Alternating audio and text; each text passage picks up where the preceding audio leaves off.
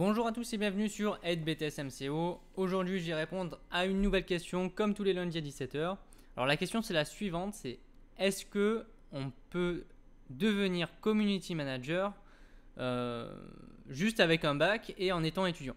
Alors, à travers cette question, je vais répondre en réalité à deux questions. La première question, c'est est-ce qu'on peut être community manager avec un BTS? Donc ça, c'est celle que je viens de m'inventer moi-même tout de suite là.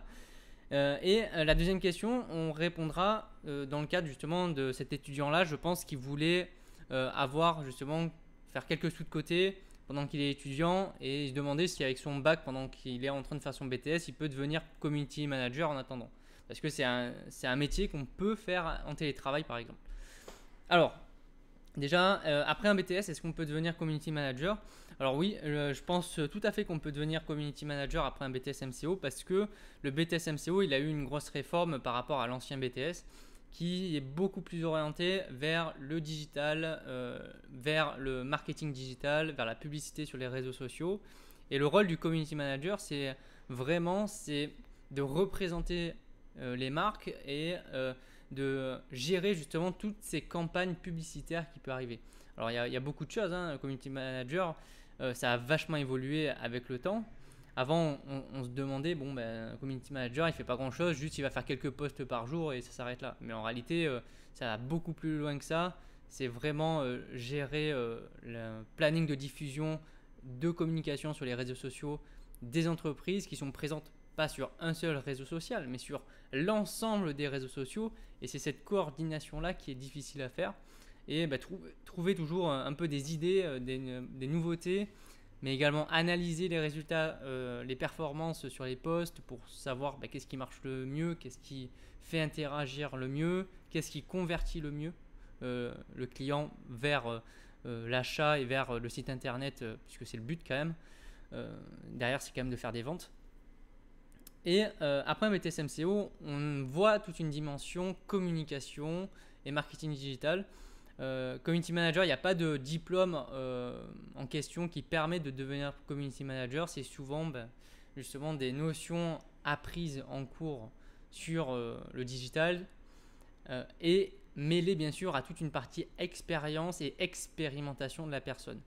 Ça veut dire que, et pour répondre vraiment à la question, une personne qui depuis 16 ans, ses 16 ans ou ses 18 ans, elle est passionnée des réseaux sociaux, elle sait comment on va communiquer, elle sait comment gérer une communauté, comment répondre, comment interagir. Bah, cette personne-là, même si elle n'a pas forcément de diplôme, elle va pouvoir peut-être devenir community manager. Donc si par exemple vous avez des compétences dans ce domaine-là qui sont très recherchées aujourd'hui par les entreprises, puisqu'il faut une présence digitale pour les entreprises, donc elles recherchent des community managers. Au début, elles pensent le faire elles-mêmes, puis elles se rendent compte qu'en réalité, c'est un vrai boulot quand même derrière. C'est costaud, ça demande du temps, de la disponibilité, d'être H24 dessus pour être ultra réactif. Donc c'est pour ça qu'elles vont les confier à des community managers. Donc si jamais vous avez ces compétences-là, pendant que vous faites votre BTS, pourquoi pas commencer à développer vos compétences là-dedans, à essayer de rechercher quelques contrats. Vous pouvez le faire en étant auto-entrepreneur par exemple, et vous faire quelques sous de côté, au moins grâce à ça, ou tout simplement développer votre expérience et vos compétences pour la fin de votre BTS si vous voulez vraiment le devenir.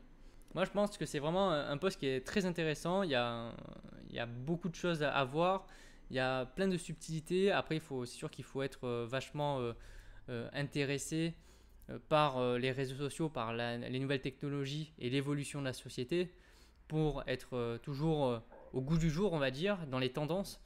Ça demande beaucoup de disponibilité, hein. Donc, mais c'est vrai que je pense que ça doit être vraiment passionnant de le faire quand on est à fond dedans. Et si jamais vous avez cette passion-là, foncez, n'hésitez pas, n'attendez pas d'avoir votre BTS pour pouvoir commencer à faire vos premières expériences. Une fois que vous aurez obtenu votre BTS, allez-y à 100% dedans. D'autant plus que vous allez acquérir quelques notions supplémentaires qui vont vous aider à devenir peut-être un peu plus performant que ce que vous étiez auparavant. Merci d'avoir écouté ce podcast. On se retrouve la semaine prochaine pour un nouvel épisode. Et puis n'oubliez pas, foncez si vous avez des idées, foncez si vous avez envie de faire quelque chose. N'attendez pas d'avoir le feu vert de X ou Y, allez-y. Posez-vous juste 5 minutes pour un peu analyser la stratégie, savoir comment on fait. Et allez-y si vous voulez devenir community manager dès maintenant, vous pouvez le faire. Si vous avez justement déjà l'expérience et les compétences des réseaux sociaux, je pense que ça peut être un bon plan le temps de valider votre BTS. Merci à tous et puis à la semaine prochaine. Allez, bye!